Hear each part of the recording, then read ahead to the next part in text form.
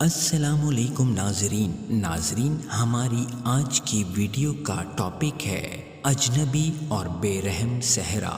ایک دفعہ کا ذکر ہے کہ کسی قبیلے کا سردار اپنے گھوڑے پر سوار تنہا صحرا میں جا رہا تھا۔ سفر کے دوران اس نے دیکھا کہ ایک شخص ریت میں دھسا پڑا ہوا ہے۔ سردار نے گھوڑا روکا، نیچے اترا، اس شخص کے جسم پر سے ریت ہٹائی تو دیکھا کہ وہ جو کوئی بھی تھا بے ہوش ہو چکا تھا۔ سردار نے اسے ہلایا جلایا تو وہ نیم آنکھوں کے ساتھ پانی پانی پکارتے ہوئے کہنے لگا، پیاس سے میرا حلق اور میری زبان کسی سوکھے ہوئے چمڑے کی طرح اکڑ چکی ہے، اگر پانی نہ پیا تو مر جاؤں گا۔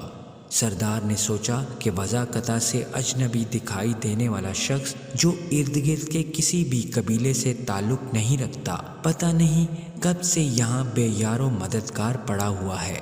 اس نے جلدی سے گھوڑے کی زین کے ساتھ لٹکی ہوئی چھاگل اتاری اور اس اجنبی کے ہونٹوں سے لگا کر اس کی پیاس بجھانے لگا۔ اجنبی نے خوب سیر ہو کر پانی پیا، سردار کا شکریہ ادا کیا اور کہنے لگا، اے رحم دل شخص، میرا گھوڑا شاید کہیں بھاگ گیا ہے، کیا ایسا ہو سکتا ہے کہ تم مجھ پر مزید احسان کرتے ہوئے اپنے ساتھ بٹھا کر کسی قریبی جگہ لے جاؤ جہاں میں اپنی سواری کا بندوبست کر سکوں؟ سردار نے خوش دلی سے کہا، ہاں کیوں نہیں۔ سردار گھوڑے پر سوار ہو کر اس اجنبی سے کہنے لگا، آ جاؤ، میرے پیچھے بیٹھ جاؤ۔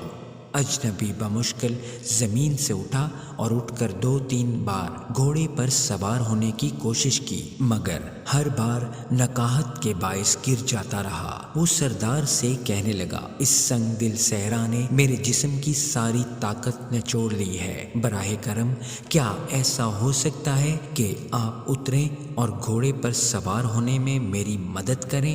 سردار بخوشی اتر کر اس اجنبی کو گھوڑے پر بٹھانے میں مدد کرنے لگا۔ اجنبی جیسے ہی گھوڑے پر سوار ہوا، اس نے ایک زوردار لات سردار کے پیٹ میں رسید کی اور گھوڑے کو ایڑ لگا کر بھگا لے گیا۔ سردار نے پیچھے سے آوازیں دی تو اس اجنبی شخص نے رک کر کہا، شاید تم خجالت محسوس کر رہے ہو کہ ایک اجنبی کے ہاتھوں دھوکہ کیسے کھا گیا۔ سنو، میں ایک راہزن ہوں اور لٹیرے سے رحم کی بھیک مانگنا بیکار ہے، اس لیے چیخنے چلانے سے کچھ حاصل نہیں ہوگا۔ سردار نے جواب دیا کہ میں ایک قبیلے کا سردار ہوں اور بھیک مانگنا یا رحم کی درخواست کرنا ایک سردار کی شان کے خلاف ہوتا ہے۔